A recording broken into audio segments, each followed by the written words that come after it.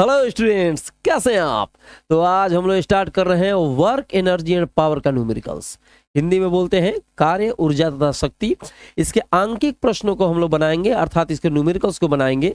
तो न्यूमेरिकल्स में आज हम लोग इसके फर्स्ट टाइप पे हम लोग फोकस करेंगे, फर्स्ट टाइप के बारे में हम लोग समझेंगे। ठीक है, इंग्लिश में लिखा हुआ है, हिंदी तो मैंने बता दिया ऑलरेडी। पहला जो टाइप है वो है F इक्वल टू, इसके बारे में थोड़ा सा बता दें, सॉरी, W इक्वल टू होता है F डॉट एस। ठीक है, इस टाइप ये जो न्यूमेरिकल्स, ये जो फार्मूला है, इसी फार्मूला पे हम लोग न्यूमेरिकल्स को बनाएंगे। मतलब 4-5 क्वेश्चंस होंगे, एनसीईआरटी के जो 1-2 प्रश्न होंगे, उसके अलावा भी कुछ एडिशनल क्वेश्चंस होंगे, उसको हम लोग सॉल्व करेंगे, खूब बढ़िया से सॉल्व करेंगे। मतलब कितना भी कमजोर है, अगर बढ़िया से इस पर ध्यान दीजिएगा तो हमको लगता है खूब बढ़िया से समझ में आएगा। W equal to F dot S, इसके बारे में थोड़ा सा पहले हम बता दें कि इस फार्मूला के बारे में, ये फार्मूला नहीं जानिएगा तो इस पर जो न्यूमेरिकल्स हम लोग बनाने वाले हैं उसमें आपको काफ़ी दिक्कत आएगी। W equal to F dot S, W क्या है मेरे भाई, तो W को हम लोग कहते हैं कार्य, कार्य है। ठीक है, इसका जो मात्रक होता है वो जूल होता है। F क्या है मेरे भाई, F जो है बल है। ध्यान से सुनने का, हो सकता है भूल गए होंगे क्योंकि थ्योरी पढ़ाए हुए कुछ दिन हो गया, तो न्यूमेरिकल्स जो है थ्योरी पर ही डिपेंड करता है। अभी इसके बारे में बढ़िया से कंसेप्ट क्लियर कर लेंगे तो कहीं पर भी आपको प्रॉब्लम नहीं होगा। F इक्वल टू, F जो है बल है, इसका मात्रक होता है न्यूटन, और S को कहते हैं विस्थापन। विस्थापन क्या है मेरे देवता, तो विस्थापन होता है, तो दो बिंदुओं की सबसे छोटी दूरी को हम लोग क्या कहते हैं, विस्थापन कहते हैं। उसका मात्रक हो गया मीटर।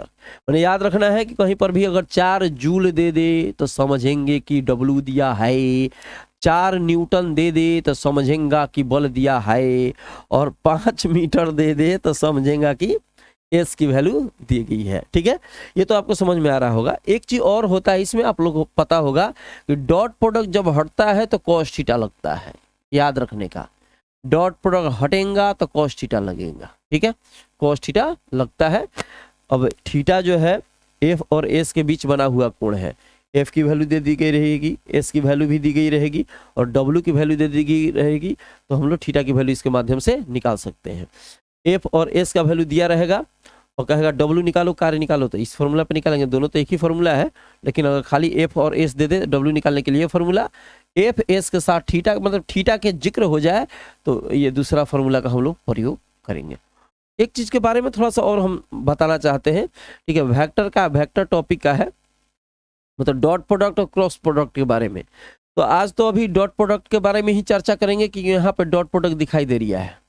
उन्हें कहने का मतलब है कि A डॉट B, तो बीच में जब डॉट होएगा तो इसका मतलब डॉट प्रोडक्ट है, और बीच में जब क्रॉस का साइन रहेगा तो इसको बोलेंगे क्रॉस प्रोडक्ट है। ठीक है, तो अभी डॉट प्रोडक्ट का जिक्र चल रहा है तो इसलिए डॉट प्रोडक्ट के बारे में थोड़ा सा बता देना चाहते हैं। ठीक है, देखो ये होता है इकाई सदिश। अगर I लिखा है और माथा पर कैप है तो कहते हैं इकाई सदिश। ये एक्स अक्ष को बताता है। किस अक्ष को, माने एक्स अक्ष पे इकाई सदिश I होता रहा। ठीक है, अगर J रहेगा, छोटा J, तो ये Y अक्ष की बात हो रही है। किस अक्ष की बात हो रही है, Y अक्ष की बात हो रही है। और K रहेगा, ठीक है, तो Z अक्ष की बात हो रही है। समझ रहा है मेरे भाई, फिर से ध्यान से देखने का। I रहेगा, X अक्ष की बात हो रही है, J रहेगा, Y अक्ष की बात हो रही है, और K रहेगा तो Z अक्ष की बात हो रही है। कैसे, थोड़ा सा यहाँ पे हल्का फुल्का समझा दें। देखो, अगर यहाँ पे 3 अक्ष है, X अक्ष, Y अक्ष, Z अक्ष, ये मूल बिंदु। अगर 2I लिखता है तो 2I लिखने का अर्थ हो गया मेरे भाई कि X अक्ष पे 2I है। अगर यहाँ पे 3J रहता, ठीक है, तो Y अक्ष की बात होती, और 5K रहता तो Z अक्ष की बात होती। ये तो कॉन्सेप्ट क्लियर है। ठीक है, इतना में कोई दिक्कत नहीं है। तो इस पर हम लोग आगे चलते हैं, न्यूमेरिकल्स बनाते हैं। एक चीज और समझ लो, एक और चीज समझना जरूरी है। ये तो कॉन्सेप्ट क्लियर हो गया, इसको मिटा दिया है। ठीक है, इसको मिटा दिया है। तो थोड़ा सा ध्यान दीजिएगा। हमने कहा है अभी कि I, अब ये फॉर्मूला होता है I डॉट I, सजातीय गुना, जात से जात का गुना करेंगा, जात से जात का गुना करेंगा तो वैल्यू होएगा 1। I एक के जात, J एक के जात, K एक के जात, उसमें जब डॉट होएगा तो वैल्यू हो जाएगा 1। कुजातीय गुना करेंगा, क्या करेंगा, कुजातीय गुना करेंगा, कुजातीय गुना करेंगा आई देखो, अलग अलग जात अलग अलग जात अलग अलग जात तो वैल्यू हो जाएगा 0। ठीक है, याद रखने का, एक जैसा जात का डॉट करेंगे अगर इकाई सदिश में तो 1 होता है, अलग अलग जात का डॉट करेंगे तो उसकी वैल्यू 0 हो जाती है। आगे चलते हैं देवता। ठीक है, ये देखो ये पहला क्वेश्चन है मेरे भाई। ठीक है, समझने के लिए देवता है, समझने का ध्यान से देखिए। क्या टाइम हो रहा है? 8:37। यहाँ पे दिखाई दे रही है, यहाँ पे देखो 8:37 हो रही है। अभी शाम का समय है, शाम ही समझो। ठीक है, बल F इक्वल टू, एक दिन तो भाई 12 बजे रात को बना रहे थे, तुम्हारा वीडियो तुम देखबे किया था। ठीक है, अभी देखो 8:37 वहां पर समय दिखाई दे रहा है। बल F equal to 3I + 4J - 5 की। ठीक है, तथा विस्थापन D equal to 5I + 4J - 3 के। ये आपको यहाँ पर दिखाई दे रहा है। ठीक है, थोड़ा सा इस पर वेक्टर इकाई ढींका चिका, और यहाँ पर भी ढींका चिका, और यहाँ पर भी ढींका चिका। बड़ी आसान सा क्वेश्चन है। बल F equal to 3I 4J - 5 के। F का वैल्यू दिया गया है इतना, विस्थापन दिया गया है उतना। इसका मतलब हुआ, पहले गिवन लिखेगा। गिवन क्या है? गिवन F की वैल्यू दे दी गई है 3I + 4J - 5 के। ठीक है, और D की मतलब विस्थापन S भी लिख सकते हैं, कोई दिक्कत की बात नहीं है। 5I + 4J - 3 के। ठीक है, बीच का कोण ज्ञात करें, थीटा की वैल्यू निकालनी है। किसकी वैल्यू निकालनी है? थीटा की वैल्यू निकालनी है। F equal to 3I + 4J - 5 के, D equal to 5I + 4J - 3 के, और थीटा का वैल्यू आपको क्या करना है? इसमें निकालना है। थीटा का वैल्यू क्या होगा? तो सबसे पहले इसमें फॉर्मूला अप्लाई करेंगे। कौन सा फॉर्मूला? इसके पहले भी तुरंत बताए थे, ध्यान से देखो। इधर हमने कहा था जब थीटा के ये फॉर्मूला पर हम लोग आधारित क्वेश्चन बना रहे हैं, लेकिन अब थीटा का मान पूछ रहा है, कोण पूछ रहा है, तो वही फॉर्मूला लगाएंगे इधर वाला। ठीक है, लगाएगा W equal to FS cos theta. ठीक है, तो सबसे पहले इसमें क्या निकालेगा? W की वैल्यू पहले निकाल लो। कैसे निकलेगा? सूत्र से लिखेंगे, सूत्र से। ध्यान दो, दोनों फॉर्मूला का प्रयोग करना पड़ेगा भाई।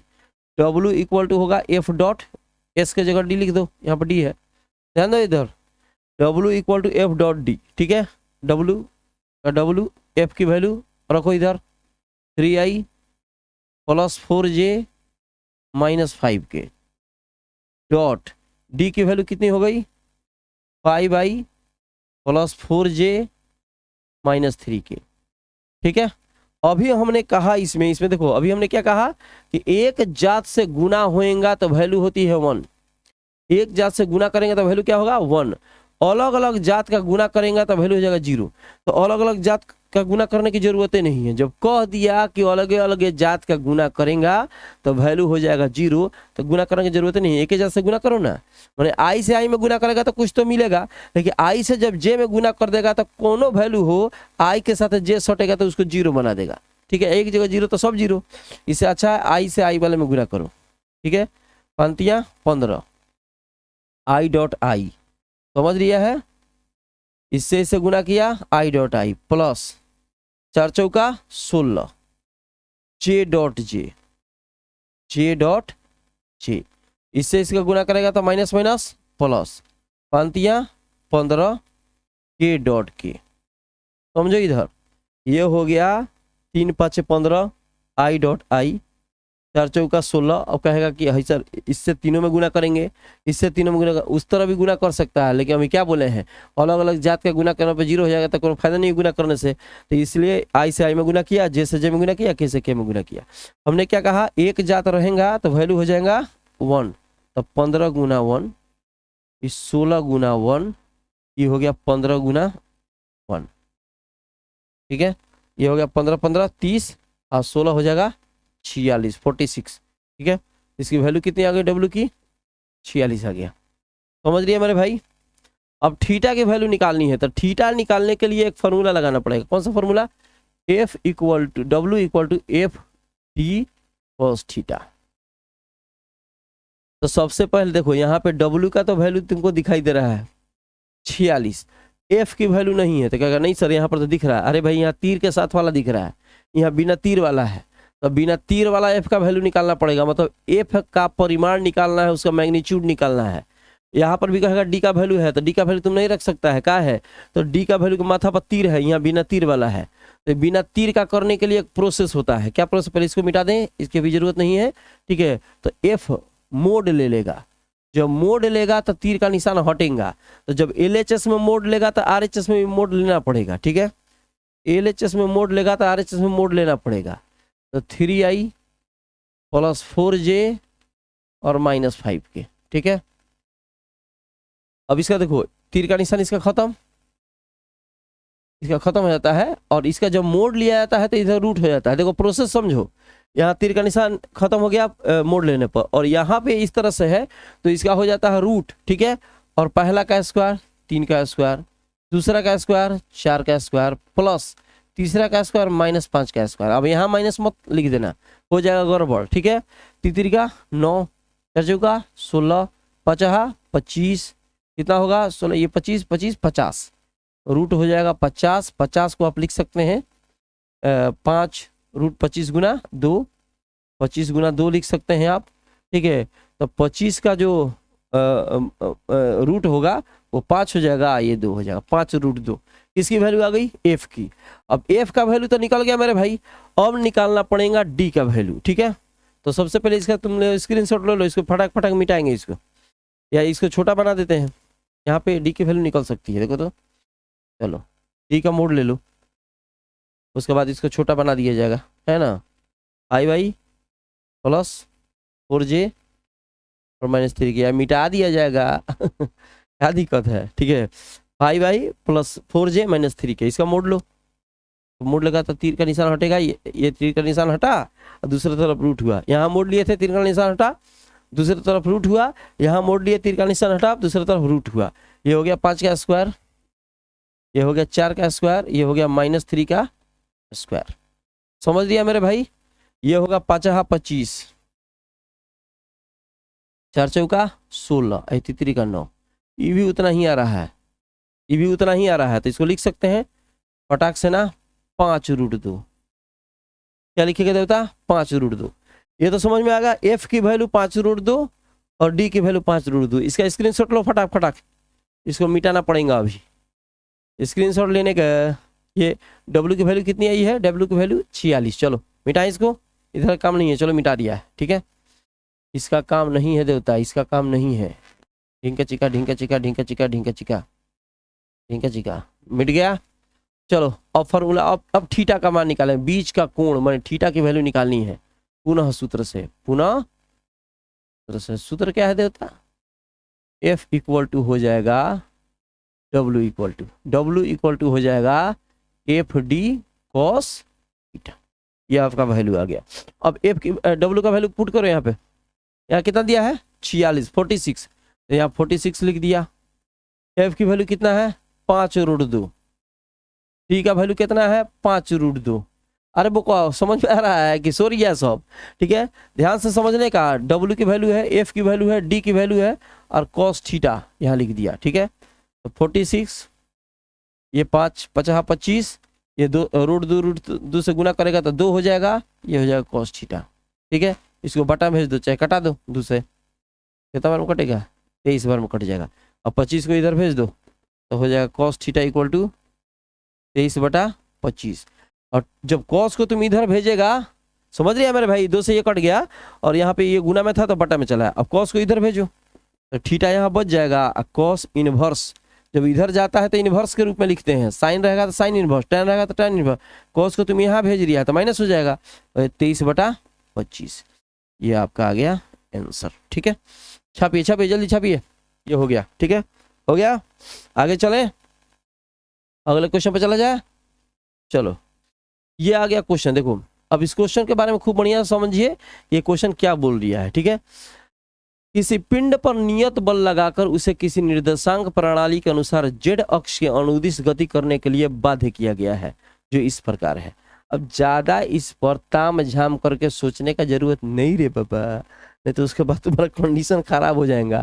खाली देखो कि एफ की वैल्यू दे दिया है देवता, लिखो गिवन एफ की वैल्यू दिया गया है मेरे भाई -i plus 2j plus 3k और इधर हो गया n। जहां आई जे के क्रमशः एक्स वाई तथा जेड अक्ष के अनुदिश एकांक सदिश है। ठीक है, एकांक सदिश को व्यक्त कर रहा है। इस वस्तु को जेड अक्ष के अनुदिश, ध्यान ध्यान दो इधर, ये तो इकाई सदिश है, ये है, उसी के बारे में बोल रहा है। एफ का वैल्यू दे दिया गया है और यहाँ कह रहा है कि ये एक्स अक्ष पे होता है, ये वाई अक्ष पे होता है, ये जेड अक्ष पे। इसके पहले पढ़ाने के पहले शुरू में ही इसके बारे में हम बताए हुए थे। इस वस्तु को जेड अक्ष के अनुदिश 4 मीटर की दूरी तक गति करने के लिए आरोपित बल द्वारा किया गया कार्य। अब देखो 4 मीटर, यहाँ ध्यान दो, ये दूरी है, क्या है, लेकिन किस अक्ष की बात हो रही है, जेड अक्ष की बात हो रही है। तो यहाँ पे आपका के लग जाएगा। अगर ये कहता एक्स अक्ष के अनुदिश तो यहाँ 4i होता, वाई अक्ष के अनुदिश तो 4j होता, जेड अक्ष के अनुदिश बोल दिया है तो यहाँ पे होएगा 4k होएगा। तो यहाँ लिखेगा एंड, क्या लिखेगा, एंड, अंडा मत लिख देना, एंड, तो हो जाएगा s इक्वल टू, एस इसका विस्थापन हो गया, कितना दिया है 4 मीटर, 4 आई लिख देते हैं या 4 मीटर, चलो आई नहीं ना, 4 के का है लिखे हैं, मीटर में है, इसलिए कि जेड अक्ष की बात हो रही है। तो जेड अक्ष की बात होने से यहाँ पे के सटा दिया। अगर एक्स अक्ष की बात होती आई सटाते, वाई अक्ष की बात होती हम लोग जे सटाते। अब कह रहा है कि डब्ल्यू निकालो, क्या कह रहा है, देखो यहाँ पे किया गया कार्य कितना, कार्य निकालो बस फॉर्मूला से, एकदम आसान है, सूत्र से, W equal to F dot S. तो एफ की value -i plus 2j plus 3k, अच्छा डॉट है तो डॉट, और s की वैल्यू 4k। और हमने क्या कहा, डॉट प्रोडक्ट है तो जात से जात का गुना कर देना। अगर तुम इससे इसमें गुना करता है तो ये तो 0 हो गया, इसे तो 2 चौका 8, j डॉट के 0 हो जाएगा, अलग जात से अलग जात सटेगा 0। तो यहाँ पे एक जात यही दिखाई दे रहा है, तो ये हो जाएगा 3 चौका 12, और फिर हो जाएगा 3 चौका 12, यहाँ इसको मिटा दे, 3 चौका 12, और ये हो जाएगा k डॉट के की वैल्यू कितनी हो गई मेरे भाई 1, तो हो गया 12 जूल। क्या हो गया 12 जूल। ये समझ में आ रहा है, इसमें कोई दिक्कत, चलिए खूब बढ़िया। अब इसका फटाक से स्क्रीनशॉट ले लेना, आगे चलते हैं हम। ठीक है, 10 न्यूटन का एक रैखिक क्षैतिज बल 20 केजी द्रव्यमान के ब्लॉक को समतल जमीन पर 2 मीटर प्रति सेकंड वेग से गतिशील बनाए रखने के लिए आवश्यक है। 1 मिनट में बल द्वारा किया गया कार्य की गणना कीजिए। थोड़ा सा इसको खूब बढ़िया से समझेंगे क्या पूछ क्या रहा है, ध्यान से समझिए। सबसे पहले यहाँ देखिए गिवन क्या दिया गया है, ठीक है, अलग टाइप का थोड़ा सा है, भारी नहीं है। एफ की वैल्यू दे दी गई है कितना मेरे भाई 10 न्यूटन, समझने का खूब बढ़िया से, चलो यहाँ से डिवाइडर खींच देते हैं, 10 न्यूटन। एक क्षैतिज बल 20 केजी द्रव्यमान, एम की वैल्यू दे दी गई है 20 केजी। क्वेश्चन को सबसे पहले पढ़िए समझिए, उसके बाद कोनो काम करिए। देखो 10 न्यूटन का एक क्षैतिज बल, क्या बोल दिया मेरे भाई 10 न्यूटन का एक क्षैतिज बल 20 केजी द्रव्यमान के ब्लॉक को 20 केजी, तब जब 20 केजी द्रव्यमान कर रहा है तो द्रव्यमान को एम से सूचित किया जाता है। समतल जमीन पर 2 मीटर प्रति सेकंड वेग, यू की वैल्यू दे दी गई है 2 मीटर प्रति सेकंड। ये बल का मान है, कहा गया बल का, न्यूटन जो मात्रक होता है बल का होता है, ये केजी द्रव्यमान का वैल्यू है, और यहाँ पर मीटर प्रति सेकंड ये यू की वैल्यू दे दी गई है। गतिशील बनाए रखने के लिए आवश्यक है। 1 मिनट समय दे दिया गया है, टी की वैल्यू दे दी गई है 1 मिनट। 1 मिनट का मतलब होता है 60 सेकेंड, कितना होता है मेरे भाई 60 सेकेंड। ठीक है, किए गए कार्य की गणना कीजिए, डब्ल्यू की वैल्यू निकालनी है। डब्ल्यू क्या हुआ, अब डब्ल्यू का वैल्यू निकालने के लिए देखो एफ दिया गया है, हमको एस का मान चाहिए। ध्यान दो एफ डॉट एस था ना, तो एफ का वैल्यू तो दे दिया गया, अरे बोकबा डब्ल्यू इक्वल टू क्या था एफ डॉट एस, यही ना था, एफ का वैल्यू दिख गया, एस की वैल्यू निकालनी है। अब सबसे पहले क्या करेंगे, इसमें एस की वैल्यू निकालेंगे। तो एस की वैल्यू निकालने के लिए एस क्या है, दूरी है, तो सबसे पहले क्या होता है, सूत्र क्या होता है, सूत्र से एस निकाल लो, चाल बराबर दूरी बटा समय, जानता है मेरे भाई, बड़ी आसान सा है। ठीक है, चाल बराबर क्या हो गया, दूरी बटा समय, तिरछा तिरछी गुना करो, दूरी बराबर क्या होगा, दूरी बराबर चाल गुना समय, चाल गुना समय। तो दूरी हो गया एस, चाल हो गया यू, यू की वैल्यू, और समय हो गया टी। यू का वैल्यू कितना है मेरे भाई 2 है, समय की वैल्यू कितनी है 60, तो हो जाएगा 120 मीटर। समझा, इधर देखो चाल बराबर दूरी बटा समय, तिरछा तिरछी गुना किया, चाल की वैल्यू यू, समय है टी, यू का हो गया 2 और टी का हो गया 60, तो हो जाएगा 120 मीटर। ठीक है, ये एस की वैल्यू आ गई। अब सूत्र अप्लाई करिएगा इस सूत्र से, सूत्र क्या है मेरे भाई, डब्लू कार्य निकालना है ना, तो F dot S, F dot S, F की वैल्यू क्या हो जाएगी 10 मीटर, 10 न्यूटन सॉरी 10, और एस की वैल्यू क्या हो गई 120, ठीक है, गुना कर दो, ये हो जाएगा 1200 जूल। अब चूंकि कार्य है तो कार्य का मात्रक हो जाएगा 1200 जूल। जल्दी से स्क्रीनशॉट लो फटाफट, हो गया।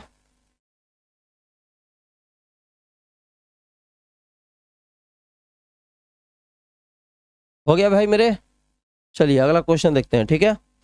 अगला क्वेश्चन देखिए, 50 केजी वजन का आदमी 10 मीटर ऊंचा चढ़ता है, ध्यान दीजिए।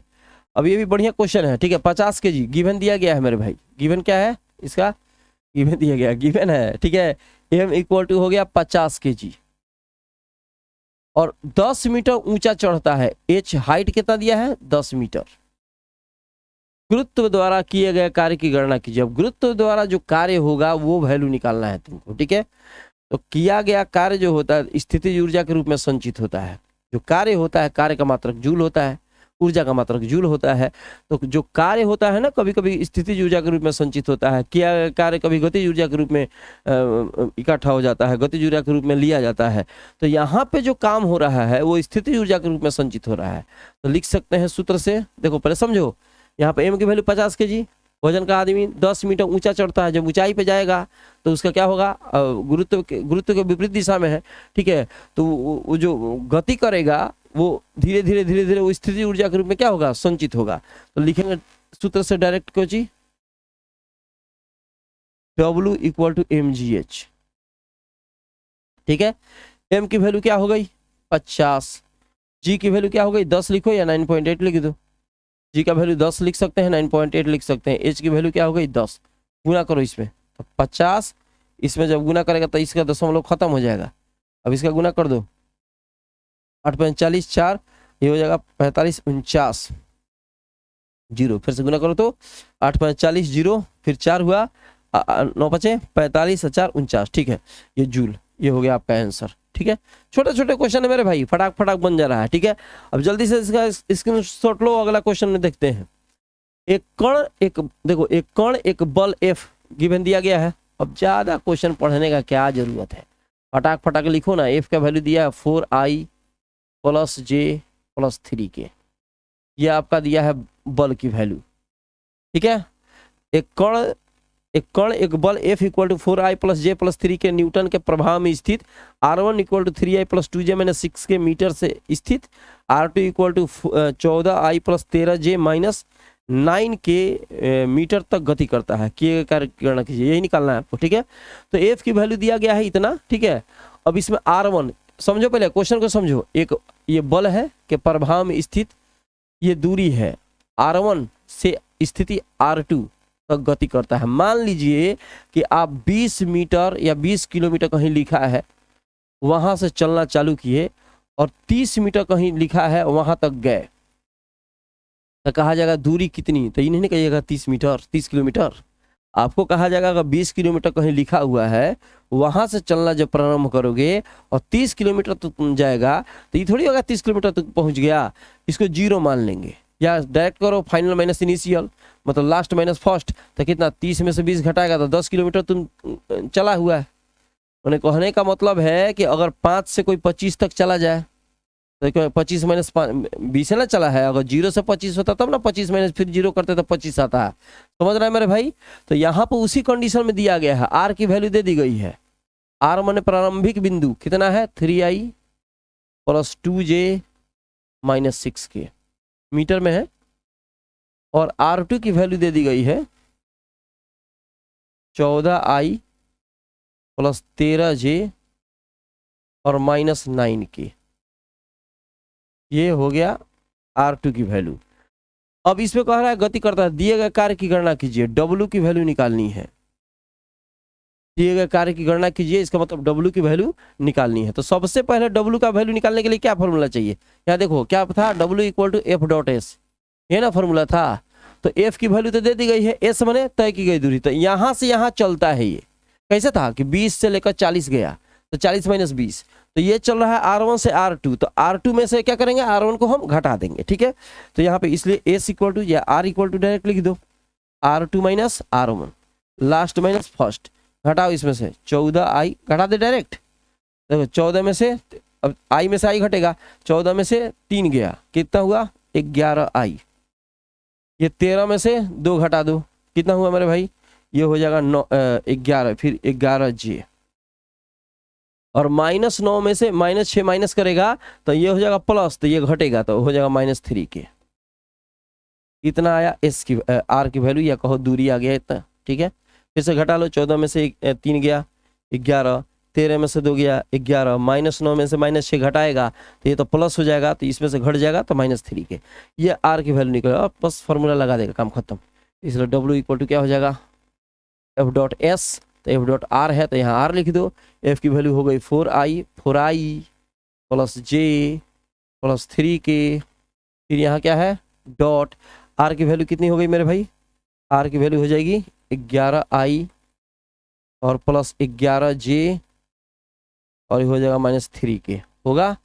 अब इसका क्या करेगा, गुना करेगा, तो गुना करो इसको, हम क्या बोले हैं जात से गुना करने का, ठीक है। तो इससे इस गुना 11 चौक 44, ठीक है। 11 चौक क्या हुआ 44, यहाँ से इससे गुना करेगा तो 11 आएगा, और इससे गुना करेगा 3 का 9 तो माइनस, समझ लो। फिर इस 11 से 4 में गुना किया, अरे आई से आई वाले में गुना करना है, जे से जे वाले में, के से के वाले में, इसके पहले तो तुरंत बताया गया है। तो दूसरा जात से गुना करेगा तो वैल्यू 0 हो जाएगा ना, तो यहाँ पे 11 से 4 में गुना करेगा 44 आ गया। फिर यहाँ पे 11 से यहाँ तो कुछ है ये नहीं है, 1 है, तो फिर 11 आ गया, यहाँ माइनस है तो यह प्लस माइनस माइनस, ये 3 का 9 घटा दो इसमें से, ये 44 और 11 में से 9 घटा दो तो 2 आ जाएगा, और फिर जोड़ दो तो 46, ठीक है। ये जूल समझ में आ रही है, ठीक है, एकदम क्लियर है। अब इसको जल्दी से फटाक इसको स्क्रीनशॉट लो और शुरू से जितना है उसको फेयर कर लीजिए। नेक्स्ट टाइप में, नेक्स्ट जो हम लोग क्लास अभी इसमें लेक्चर देंगे वो मतलब इसी चैप्टर का मतलब टाइप 2 होगा, मतलब दूसरा टाइप हम लोग पढ़ाएंगे, ताकि वो टाइप भी क्लियर हो जाए। जितने भी इसमें टाइप्स होंगे एनसीईआरटी बेस्ड ऑन जितने टाइप्स होंगे, उस टाइप को हम लोग को खूब बढ़िया से बना देना है, ताकि आप कहीं पर भी रहे खूब बढ़िया से उसका फेयर करके उस पर जितने भी क्वेश्चन आए, कंपटीशन वाले भी क्वेश्चन जो हो, उसको आप बढ़िया से सॉल्व कर पाएँ। तब तक जहाँ रहिए स्वस्थ रहिए, मिलते हैं छोटे से ब्रेक के बाद।